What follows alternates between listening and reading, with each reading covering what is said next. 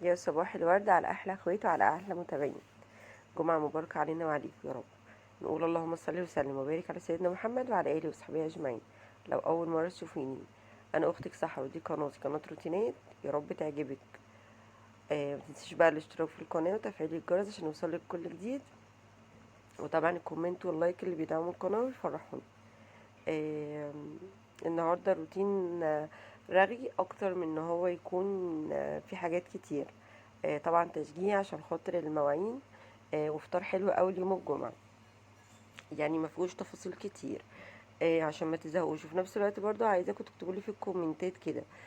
هل انزل لكم كل يومين او 3 ايام عشان ما تزهقوش مني؟ حاسه ان انا اليومين اللي فاتوا دول عملت معاكم حاجات كتير. ولا انزل لكم يوميا زي ما عملت كده اليومين اللي فاتوا؟ عرفوني واكتبوني في الكومنتات. حابين ايه اكتر، انزل لكم كل يوم ولا كل يومين فيديو؟ وقولوا لي بقى مقترحات كده وافكار للفيديوهات الجايه لو حابين مثلا حاجه معينه نعملها مع بعض. انا كنت هعمل لكم النهارده كده، كنا هنعمل فلوج خروجه، بس يعني مش عارفه ليه كل لما اجي اعمل حاجه على الكوره، مع اني مش ببقى يعني ما بقى يعني مش بتكلم في المواضيع كتير، بس ما بتحصلش يعني باجي اعمل لكم حاجه او انزل فيديو ما بينزلش في ميعاده. نقول الحمد لله طبعا.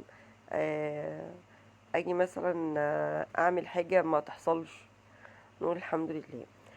ده بقى كان يوم الجمعة الصبح. بحب اعمل لهم كده فطار ايه واحنا متجمعين، يعني انا والبنات عزمت انا، وكمان ايه الحاج صاحب البيت. فبحب اعمل فطار متين كده. اول حاجة قلت احضر الحاجة كلها وبعدين ايه ادخل على البوتاجاز. الحمد لله المطبخ نوعا ما نضيف، مفيش بس غير مكان العشاء اللي احنا اتعشيناه بالليل، اللي هو لما كنت عامله معاكم الطرب والرز البسمتي. كان كام طبق كده حاجات بسيطه مع فطار بقى المواعين. قلت لا بقى نغسل ونخلص الحاجه، لان كان طبعا الخطه ان احنا ايه خارجين وكنا هنتغدى بره.